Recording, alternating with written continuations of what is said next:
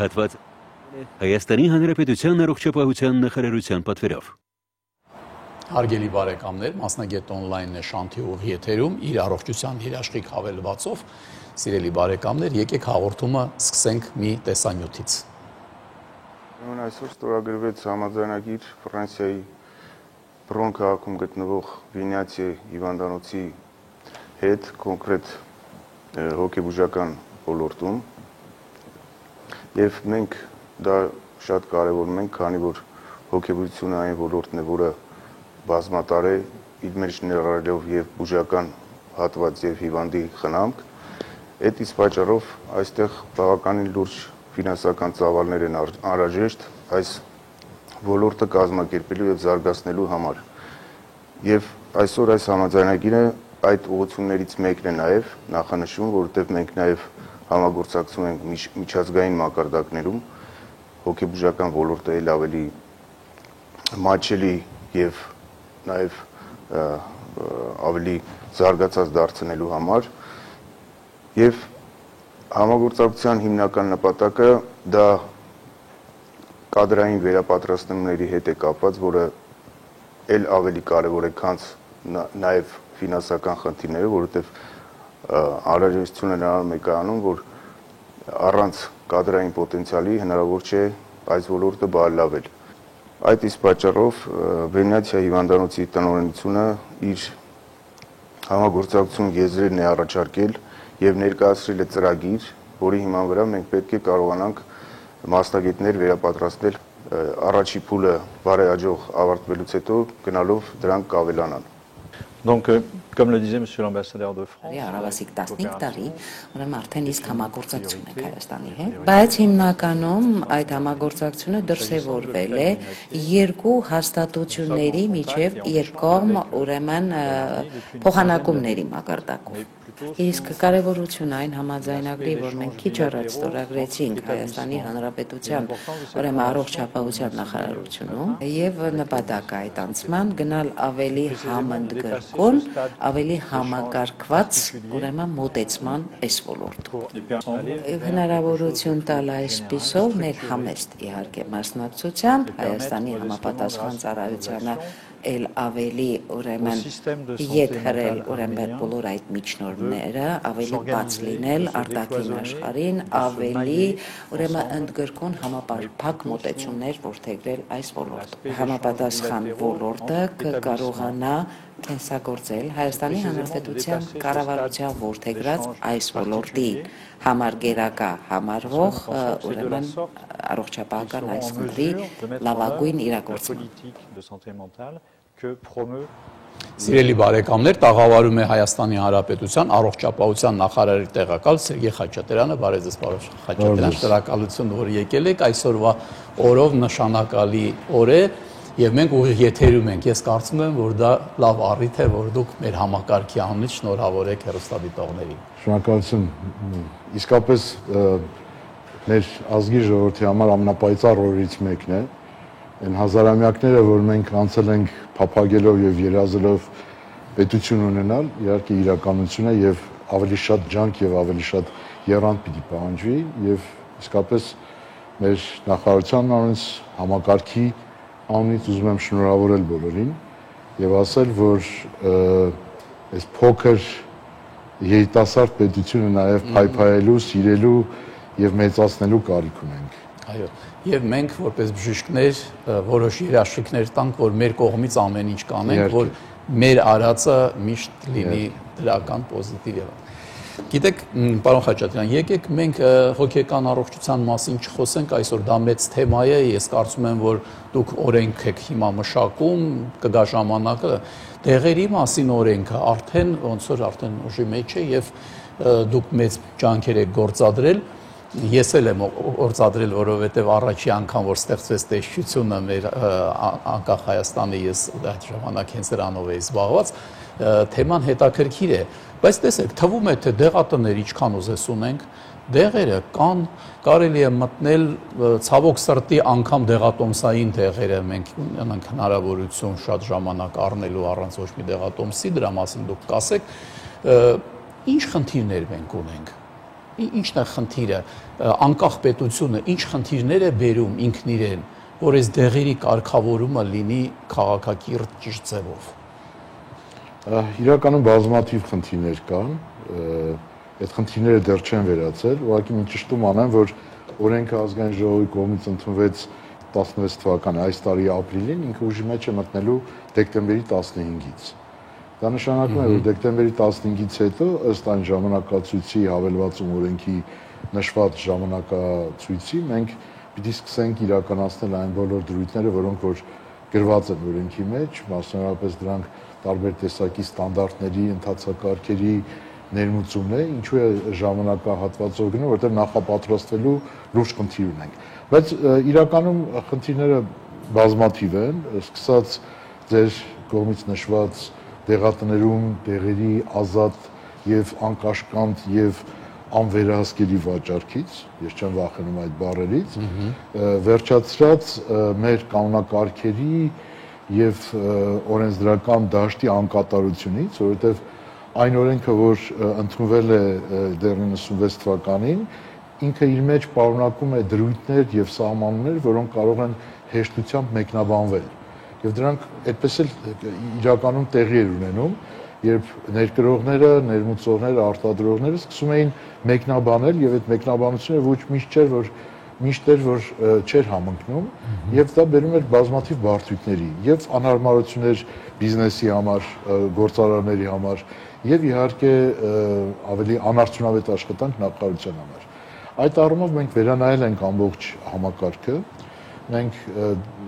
օրենքի մեջ ներմուծվել են բազմաթիվ նոր հասկացություններ, որոնք որ նախկինում չկային, դրանց տալով միանշանակ սահմանումներ, ընդ որում այդ սահմանումները միջազգայինորեն ընդունված սահմանումներ են, մենք ոչ մի նոր բան չենք գրել, այսինքն ինչ որ մի բան, եթե ինչ է նշանակում Ֆրանսիայում, նույնն էլ նշանակում է Հայաստանում։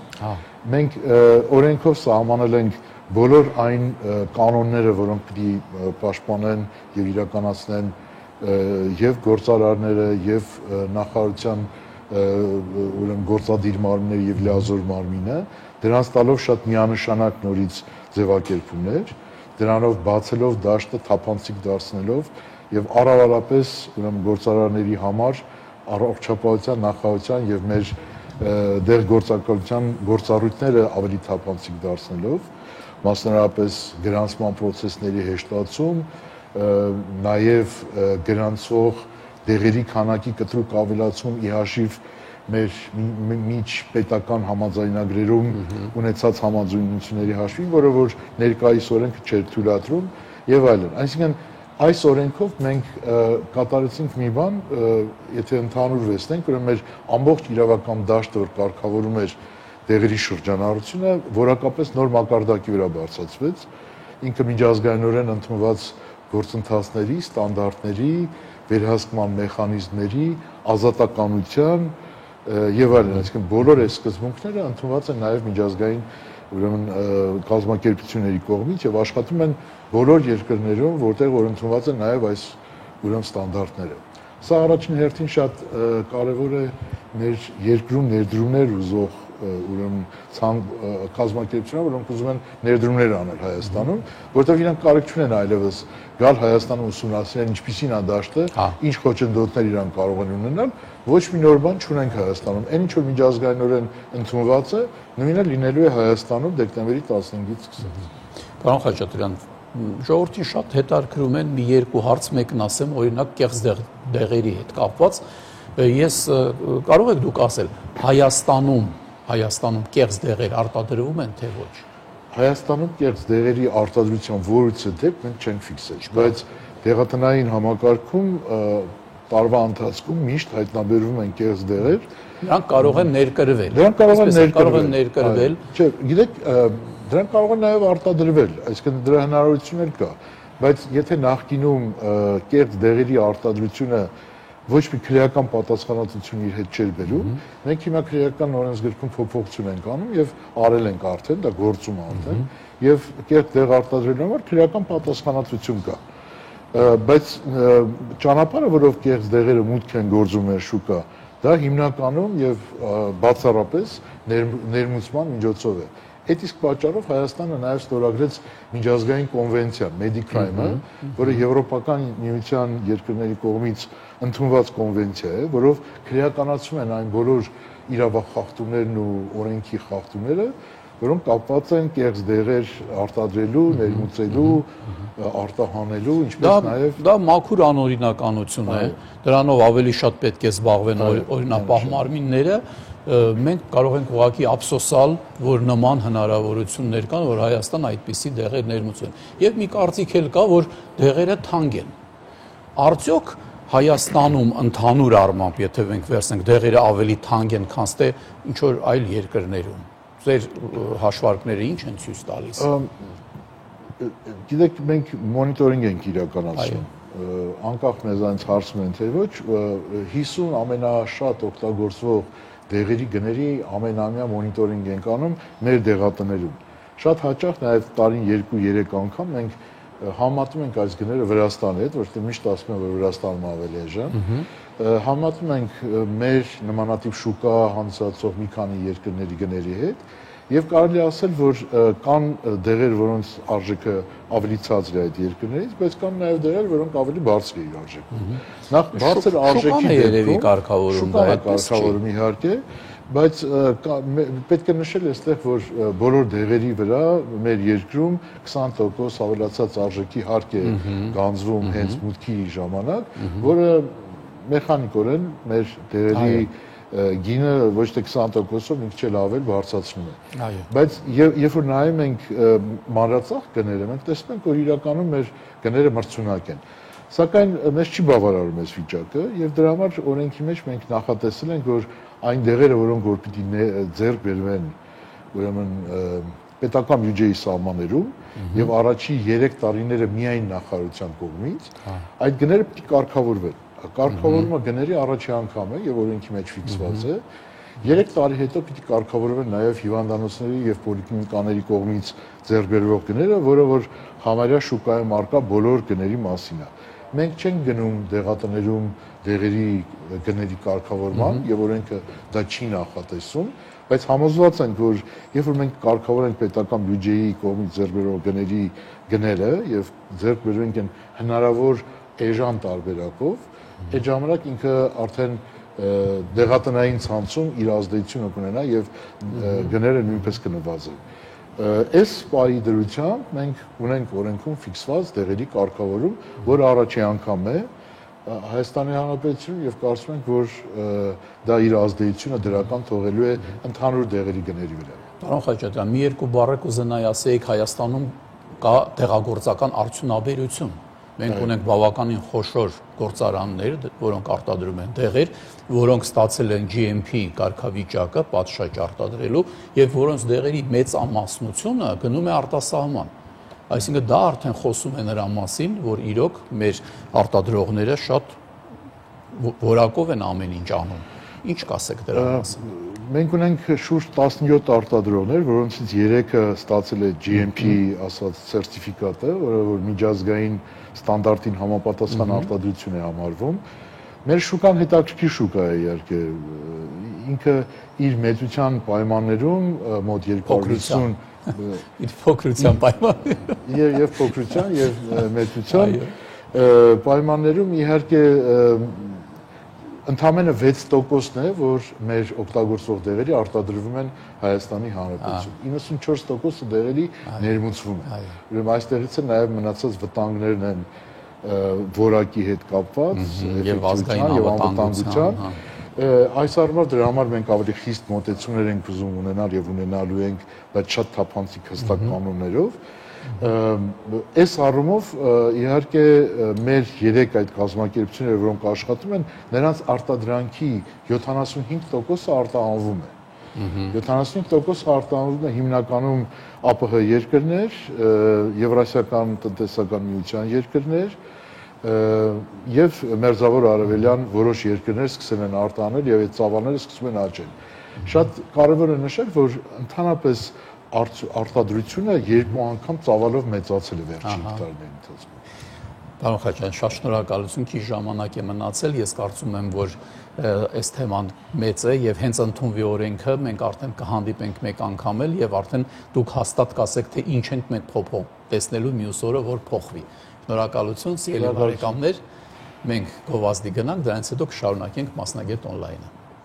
Հատվածը պատրաստվել է Հայաստանի Հանրապետության առողջապահության նախարարության պատվերով։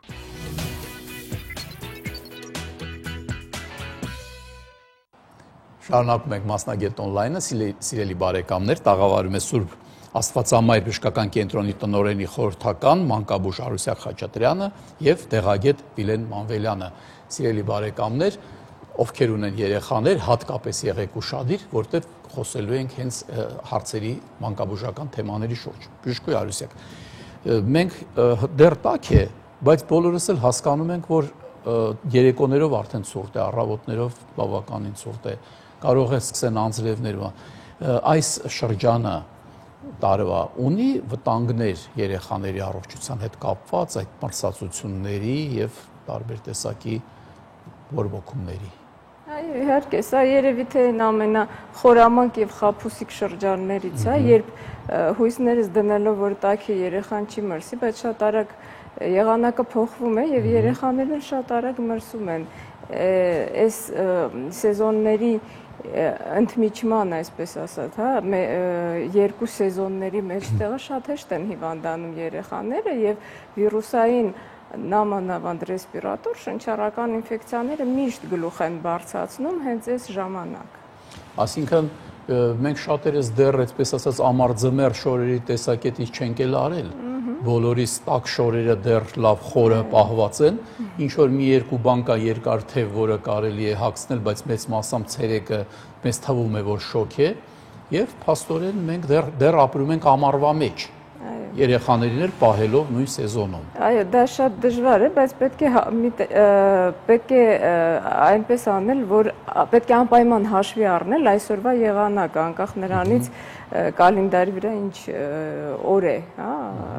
աշնանսկիզբն է թե վերջն է, եթե անձրևոտ է ցուրտ է, համապատասխան է պետք հագնվել, դրան շատ զգայուն են երեխաները, իրենք չունեն ռեսուրսներ բավարար, որ կարողանան ինքնուրույն պայքարեն, նրանց պետք է օգնել այս պարագայում հագուստի միջոցով, որ չմրսեն։ Դե եկեք հիշենք, որ ամենաառաջին նշաններից մեկը, որը մայրիկները, ծնողները տեսնում են երեխաների մոտ, դա ջերմությունն է։ Մեկ անգամ էլ խնդրում եմ մեզ ասեք, ջերմությունը ինչ է իրենից ներկայացնում, այդ լավ բան է թե վատ։ Ջերմությունը, եթե երեխան այնպես եղավ, որ հիվանդացավ, ինչը շատ հաճախ է լինում այս սեզոնում, ասեցինք, առաջին նշանը դա լինում է ջերմությունը։ Իդեպ ասենք, որ ջերմությունը ինֆեկցիոն հիվանդության, այսինքն վիրուսային հիվանդության պարագայում, դա պաշտպանիչ ռեակցիա է։ Եվ բնականաբար դա լավ բան է, այդ ջերմության բարձրացումով օրգանիզմը պայքարում է հարուցիչի հետ, հետևաբար մենք չպետք է աշխատենք, անմիջապես այն իջացնենք։ Ինչքան սպասենք։ Սպասում ենք մենք նայելով երեխայի ընդհանուր վիճակին։ Եթե երեխան լավ է տանում ջերմությունը, շարունակում է խաղալ լավ, խմում է հեղուկներ, մենք կարող ենք սպասել մինչև 39 աստիճան։ Բայց սովորաբար այդպես չի լինում, սովորաբար երեխաները իրանց երբ սկսում են վատ զգալ, դա լինում է 38.5-ից, եւ հենց ծնողները նկատում են, որ երեխան մի տեսակ հոգնեց, մի տեսակ տրամադրություն ընկավ, այդ ժամանակվանից էլ հենց պետք է տալ 38.5 մոտավորապես այն ջերմաստիճանն է, երբ մենք պետք է տանք դեղորայք, բայց մինչև դեղորայք տալը մի շարք ուրիշ միջոցառումներ կարելի է ձեռնարկել, որոնց այդ միջոցառումներից որոշները ընդհանրապես շատ կարևոր են, որ վիճակը չվատթարանա երեխայի։ Օրինակ պետք է երեխայի շորերը թեթևացնել։ Հիմա երեխան ջերմում է, նրա ջերմարտադրությունը շատ բարձր է եւ մենք պետք է այնպես անենք, որ նա կարողանա հաղորդի այդ ջերմությունը արտաքին աշխարհին, ոչ թե իր մեջ մնա ինքը ջերմային, այսինքն ոչ թե վրան անվերջ հավելացնենք տարբեր հագուստ, այլ այո, վերմակի տակ պահենք, չի կարելի դա, որովհետեւ երեխան կարող է գերջերմության հետևանքով արդեն ավելի վիճակը վատանա։ Այս հիմա պետք է լսեն, որովհետեւ տատիկներն են սիրում ավելի շատ հագցնել։ Տատիկները մյուս ինչ պետք է հիշենք անպայման, որ պետք է աշխատենք, որ սենյակում որտեղ գտնվում է երեխան, օդը լինի մաքուր։ Անպայման կարելի է բացել փոքրիկ պատոհան, այնպես չէ որ քամի լինի, սկվազնյա կլինի, բայց ֆորտոչկայի կարգի այդպես կարելի է բացել, որ օդը մաքրվի եւ տոթ չլինի սենյակում, որովհետեւ տոթը ինքը նպաստում է հիվանդության զարգացմանը, ինչպես նաեւ օդը սենյակում չպետք է լինի չոր։ Չոր լորձաթաղանթները դրանք շատ լավ մակերես են, որ վիրուսները այնտեղ տեղավորվեն եւ հիվանդություն առաջացնեն։ Այսինքն պետք է հետևել, որ խոնավությունը տանը լինի բավարար չափանիշի։ Ինչպես ենք անում, օրը 2 անգամ հատակը լվանում ենք թաց շորով եւ եթե ունենք համապատասխան սարքեր, այդ սարքերի միջոցով խոնավությունը բարձրացնում ենք։ Եվ մի հարց էլ, երբ պետք է արդեն հաստատ իմանալ, որ ժամանակն է բժշկին ցույց տալ երեխային։ Միանշանակ 3-րդ օրը, եթե երեխան 3 օր ջերմում է, հիմա մենք ունենք շատ ագրեսիվ հարուցիչներ, որ առաջներում ասում ենք, հա գրիպ է, էլի կլավանա, ինչ ես ոտու գլուխ հանգնում, հիմա այդպես չէ։ Բուժես կտևի 7 օր, չբուժես կտևի մի շաբաթ։ Հիմա մեր հարուցիչները այնպես է ստացվել, որ բավականին ագրեսիվ են, շատ դեպքերում բարդություններ են զարգանում։ Դրա համար, որ ժամանակին դիմենք, դա պետք է լինի առաջի 3 օրը, եթե ջերմեց, 3-րդ, 4-րդ օրը անպայման պետք է դիմել տեղամասային բժշկին, որը կզննի երեխային եւ համապատասխան բուժում։ Մանավանդ, եթե այդ 3 օրվա մեջ երեխան ստացել է որևէ դեղ, ջերմիջեցնող եւ դա շատ կարճատև է ազդել, հետո ջերմությունը էլի բարձրացել է, ուրեմն դա նշանակում է, որ արդեն պետք է խառնվի բժիշկը։ Այո, ջերմությունը, որը դժվար է տրվում ջերմիջեցնող դեղամիջոցներին, դա իհարկե նշան է, որ անպայման պետք է դիմել բժշկին։ Այ ժամանակն է արդեն ես դիմեմ պարոն Մանվելյանին, որպես դեղագետ կարող եք ասել, ինչի հետ մենք գործ ունենք, այդ ինչ ջերմիջեցնողներ են դեղատներում, ձեր փորձը ինչ է ցույց տալի, առաջերտին ինչ են գնում վերցնում երեխային տալիս կամ տան եղածից, ճիշտ են անում թե սխալ, ինչ թեմա է դա։ Նախ պետք է ասենք, քանի որ մենք գործ ունենք բավականին նուրբ կոնտինգենտի հետ, երեխաների հետ, ապա կան հստակ մշակված բավականին լուրջ չափանիշներ, թե ինչպիսին պետք է լինի դեղորայքը, որը օգտագործվում է երեխաների մոտ ջերմությունը իջացնելու համար։ Կարող է դեղորայքը լինել շատ արդյունավետ, բայց նույնիսկ արգելված մանկական պրակտիկայում, քանի որ նա դեռ այդքան անվտանգ չի, այսինքն առաջի չափանիշը մեծի դեղը կիսեմ տամ երեխային, որովհետև դե կեսը արդեն երևի իրեն վնաս չի տա, այդպես բանը հիմա ընդունվում է։ Նման կարգի մոտեցումը իհարկե, չասենք հանցավոր է, բայց կարող է բերել որոշակի բարդ հետևանքների, քանի որ այն դեղը, որ մեծերի համար է, դեռ չի նշանակում, որ կարելի է օգտագործել երեխաների մոտ։ Անգամ փոքր ավելի, անգամ փոքր դեղաչափերով։ Այսինքն հստակ, համար առաջի պահանջը, որը պետք է լինի մանկական դեղերի նկատմամբ, դա բարձր անվտանգությունն է։ Եվ իհարկե դրանից հետո նաև բարձր արդյունավետությունը։ Հետո եկեք չմոռանանք, դեղը պետք է լինի հարմար օգտագործման համար, քանի որ երեխաները կարող են կտրուկ հրաժարվել դեղը օգտագործելուց, կապված ինչ-ինչ պատճառներով, սկսած համից։ Ասեն դառնա։ Այո, ասեն դառնա, հարմար չի, մեծ է։ Տեսեք, օրինակ, sense հիշենք էլի, եկեք հիշենք ինչա կատարվում։ Վերցնում են այդպիսի դեղը կարող են կիսել, երեխային տալու համար ինչ որտեղ մանրացնել, փորձեն ջրով բացեն եւ իբր թե ջրով կգնա, հենց առաջի պահից երեխան զգում է դառնությունը, այդ ամեն ինչը սկսում է դες, ինչ որ մի մասը գնաց, մի մասը չգնաց, ինչ իմանաս։ Ստացավ, թե չստացավ այդ երեխան դեղը։ Երկրորդ անգամ նույնը տալը վախում ես, որովհետեւ ասես, բա որ մեծ մասը պուլ տվածը լինի, հիմա ես էլի տամ, չափ անցնեմ։ Եվ բարձրան մենք այստեղ չունենք սպասվող արդյունք եւ նաեւ կորցնում ենք թանկարժեք ժամանակը, հենց եւ կարող ենք վնասել, ուղիղ վնասել երեխայի առողջությանը։ Եվ պետք չէ մոռանալ, որ այս դեղերը չափաբաժինները եւ օգտագործման ձևն էլ պետք է լինի շատ հարմար ու հասկանալի ծնողների համար, որովհետեւ մի թեթև դեղաչափի խախտում կարող է բերել շատ անցանկալի հետևանքների։ Բժշկուհի, օրինակ ասենք սրտխառնոց, չէ՞, կարող է սկսվել։ Առաջի ինտոքսիկացիայի առաջի նշաններից մեկը դա սրտխառնոցն էլ չեմ ասում փսխումը, որը կառաջացնի սխալ դեղի օգտագործումը։ Այո, բացի դրանից երբեմն անգամ չեն էլ փշրում, այդպես ջարդած տալիս են երեխային եւ դա սպառնալիք է, այո, բեկորներ երեխան կարող է խեղդվել, ինչ է շատ մեծ վնաս կարող է պատճառել, հակառակվել է, դիմադրում է, զորով ինքը շնչում է եւ հանկարծ այդ կտորը այո, թռնում է շնչափողը, ցավոք սրտի այդպես դեպքեր գիտենք, ունեցել ենք, արձանագրված ունենք, դա շատ վտանգավոր է, դրա համար երևի պահանջներից ամենակարևորներից մեկն է, որ երեխան ստանա այն դեղաչափը, այն ձևով, որը իր տարիքին համապատասխան է։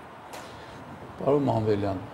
դու ասենք, եթե մենք վերցնենք, որ շատ ժամանակ մեր քաղաքացիները բժշկին դիմելուց առաջ դիմում են դեղատուն, գալիս են ասում են, երեխայի ջերմության համար ինչ ունեք, ինչ են ասում, դեղատան աշխատողը ինչ հատկապես կա հստակ չափանիշներ, որոնք մշակված են եւ համաշխարհային առողջապահության կազմակերպության կողմից եւ բազմաթիվ ազգային մանկաբուժական ասոցիացիաների ոսկե ստանդարտ համարվում է երկու պրեպարատ, դա պարացետամոլ պարունակող դեղերն են եւ իբուպրոֆեն պարունակող, որի վառը ներկայացուցիչը մենք ունենք շուկայում, դա մանկական նուրոֆենն է, օշարակի տեսքով եւ մոմիկների տեսքով։ Տեսեք, դեղաձևերը նաեւ հատուկ են ընտրված, օշարակ եւ մոմիկներ, որովհետեւ երբեմն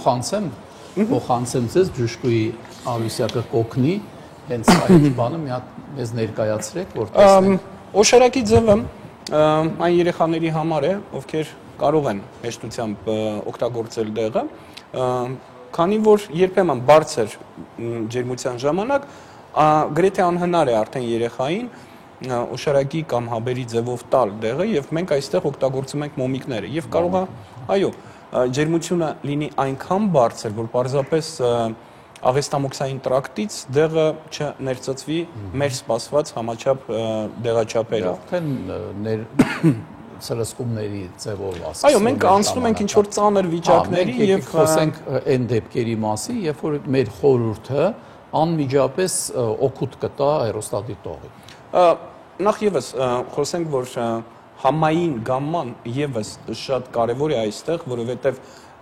երեխայի հանգստությունը դեղը օգտագործելու ժամանակ վերում է նրան, որ մենք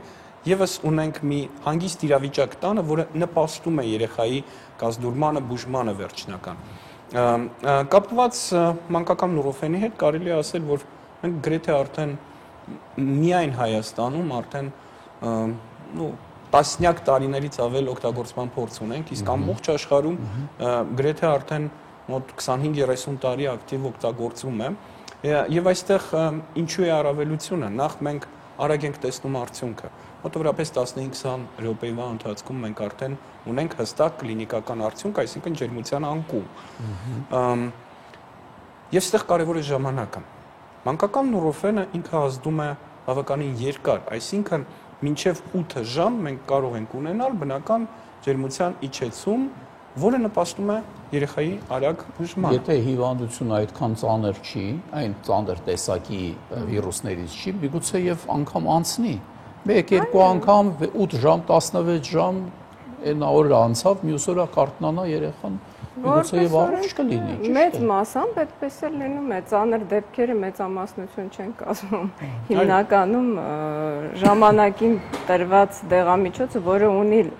մյուս պարացետամոլից ի տարբերություն իբուպրոֆենը ունի նաև հակաբորբոքային էֆեկտ, մենք այդպեսի պատկեր ունենում ենք։ Ես խնդրեմ, որ մի հատ էլ այդ բանը ցույց տաք, այդ ներարկիչի նման է, որ դա ոչ թե ներարկիչ է։ Մենք խոսում ենք օշարակի մասին եւ մարդիկ տեսնում են ինչ որ ներարկիչի պես մի բան ցեղանի։ Մենք խոսում ենք, որ մանկական պրակտիկայում շատ կարեւոր է հարմար եւ ճիշտ օգտագործումը եւ հասկանալի։ Այստեղ մենք ունենք այս չափիչ ներարկիչ է ավելի շատ մի միջոց, որը թույլ է տալիս միանգամից եւ ուզած եւ ճիշտ դեղաչափով դեղը հասցնել տեղ եւ չունենալ գրեթե անմիջապես զգում է, որ համը լավն է, որ ինքը ոչ մի տահաճ դասողություն չի ունենա, այդ կուլ է տալի այնքան ինչքան որ պետք էր ու վերջ մենք խնդիր լուծեցինք։ Մենք ունենք որոշակի կոմիկ իրավիճակներ, որ երեխաները արդեն ասում են մեր հյութը տվեք, երբ որ իրանք արդեն իրենց վատ են զգում։ Այստեղ երեխան չի կարող դա բացել ինքը։ Բնական է, նույնիսկ եթե երեխան փորձի հասնի դեղորայքին, նախ ինքը հաշվարկած է նայած, որ միամիտ օգտագործման ժամանակ ոչ մի վտանգավոր բան չի լինի, բայց չի կարող օգտագործել։ Շնորհակալություն, սիրելի բարեկամներ, ընդհատվենք գովազդի, դուք արդեն կարող եք զանգահարել, հարցեր տալ, տաղավարում է մանկաբույժ, տաղավարում է դեղագետ, այդ բոլոր հարցերը շատ կարևոր են։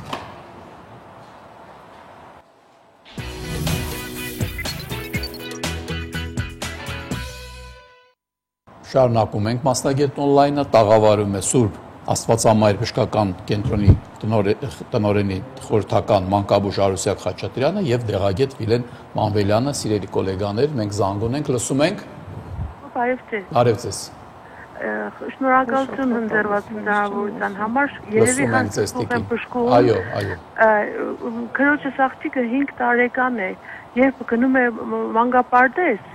ընդեղից ընդհանուր իմ կարծիքով ղուտակատելային կերպով վարակվում է գրիպ, որը հետագայում զարգանում է ասթմայի տեսքով։ Զրնգուն հազ ունի երեխան։ Հիմա մոմիկների տեսքով, տարբեր դեղորայքի տեսքով ստանում է համապատասխան բուժումը, բայց կրկնվում է այդ process-ը ժամանակ առ ժամանակ, թե ասածի նման եղանակի հետ փոխվելով, ասենք ինչ որ մանկապարտեզ հաճախելու դեպքում կրկնվում է։ Հիմա խնդրում եմ ձեր օգնությունը, ինչ անենք, որ նախ մեկ էլ ջերմում է, այդ process-ները անցնեն եւ ասթմատիկ չդառնա էլի երեխան։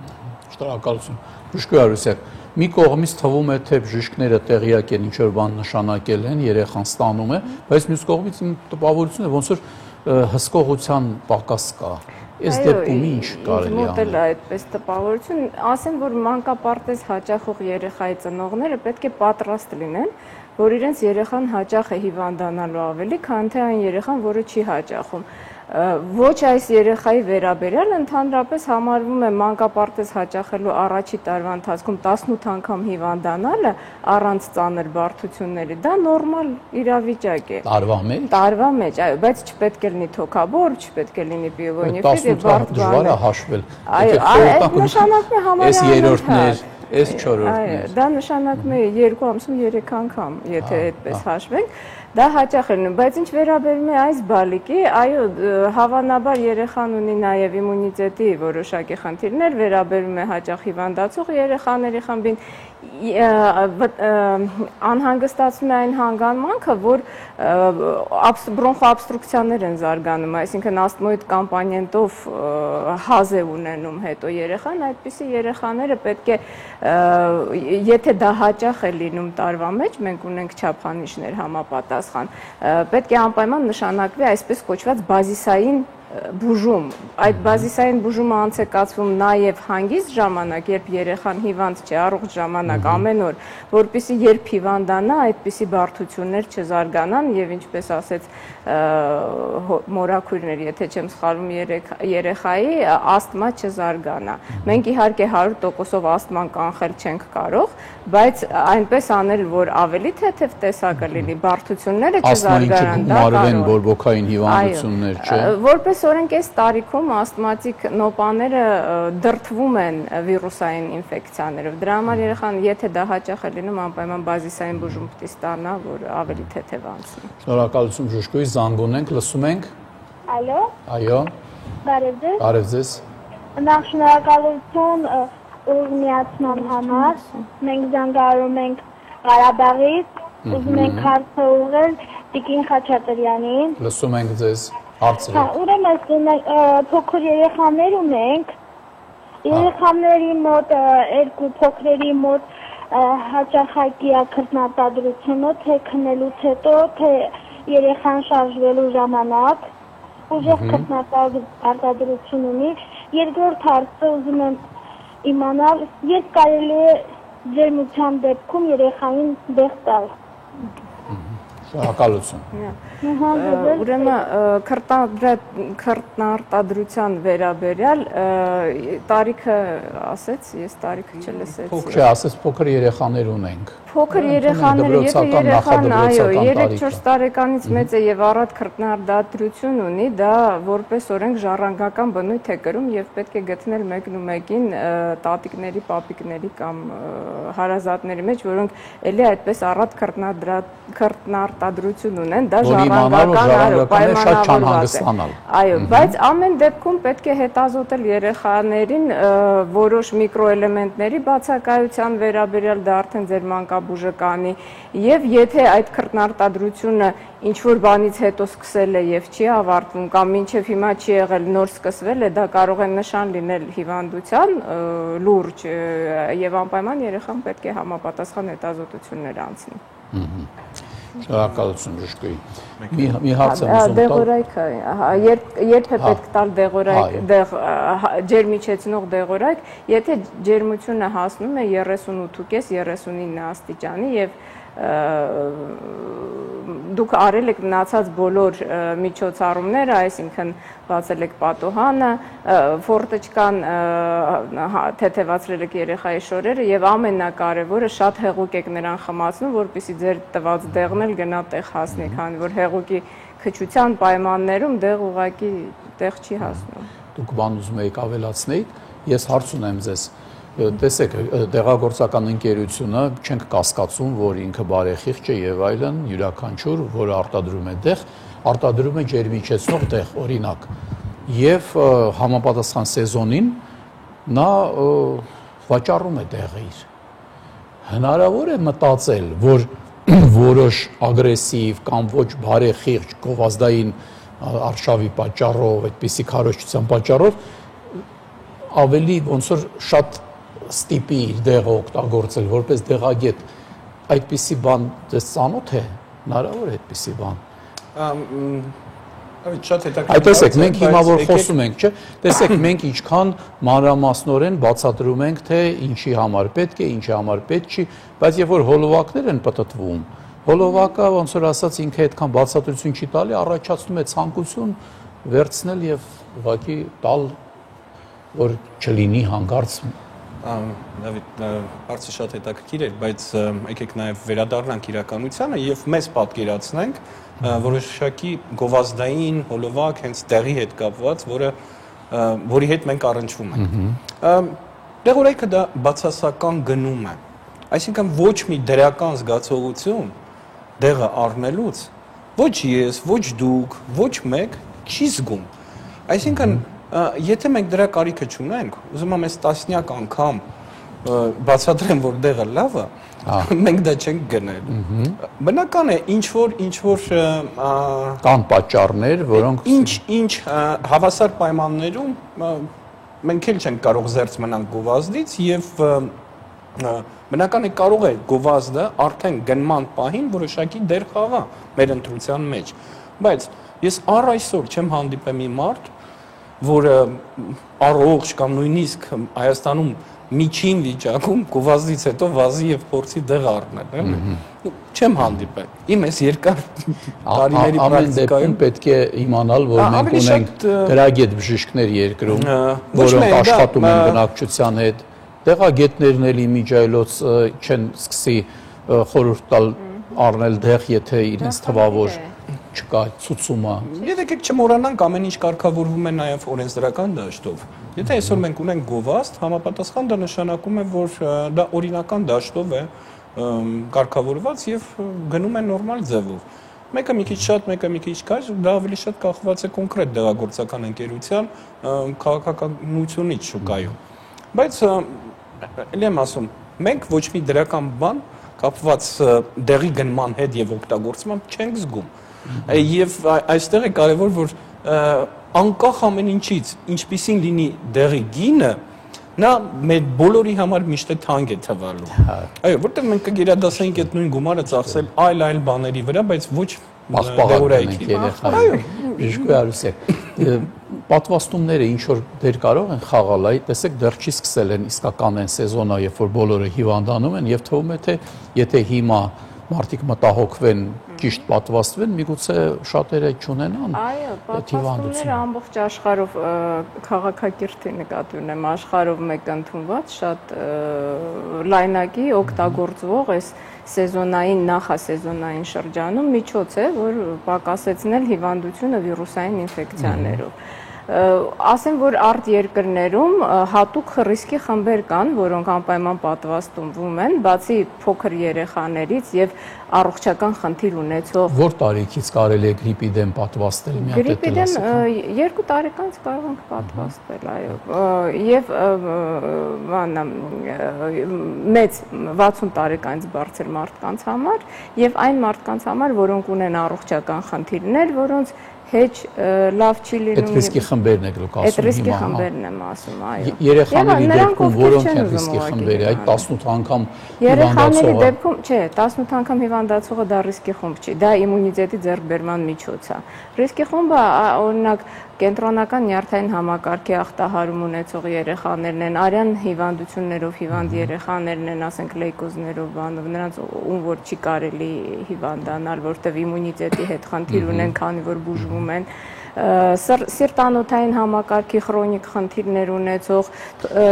շնչառական համակարգի, ասենք, զարգացման առատներ կամ այլ հիվանդություններ քրոնիկ ընթացող, օրինակ մուկավիսցիդոզ, որ ամեն հիվանդանալը վատ թարացնում է բայց ես ոնց է թվում, ճիշտ կլինի խորհուրդ տալ այնուամենայնիվ պատվաստել երեխաներին գրիպի դեմ։ Դա ճիշտ է, թե մենք ճիշտ չենք անի, որ այդպիսի խորհուրդ տանք։ Դա երևի թե որոշում է ամեն երեխան իր բժշկի հետ, այսինքն ծնողը իր բժշկի հետ ինչքան է պետք իր երեխային, այո, որտեղ պատվաստում ունի ցուցումները, հակացուցումները, համեմատական, այսպես հակացուցումներ։ Այսինքն եթե դա խոսքը չի գնում պարտադիր պատվաստումների մասին, որը մենք քարոզում ենք, որ անպայման պետք է, եթե դա պետք է որոշել այո թե ոչ, ավելի լավ է բժշկի հետ որոշել։ Ավելի լավ է, այո, բժիշկը, որը շատ լավ ծանոթ է երեխայի առողջական ընթացքին, առողջական վիճակին, արդյոք կարիքը կա թե չկա դա անելը։ Պարոն Մանվելյան, դուք ժամանակը քիչ է, ինչ խորհուրդ կտաք, ինչպես մարդիկ վարվեն դեղ գնելուց, ընտրելուց, ինչ հանգամանքների վրա ավելի շատ ուշադրություն դարձնեն։ Դեղ գնելուց եւ հատկապես երեխաների համար համոզվեք, որ առաջի հերթին սա այն տեղն է, որը կօգնի ձեր երեխային, այսինքն այն ցուցումները, որտեղ այնտեղ նշված են,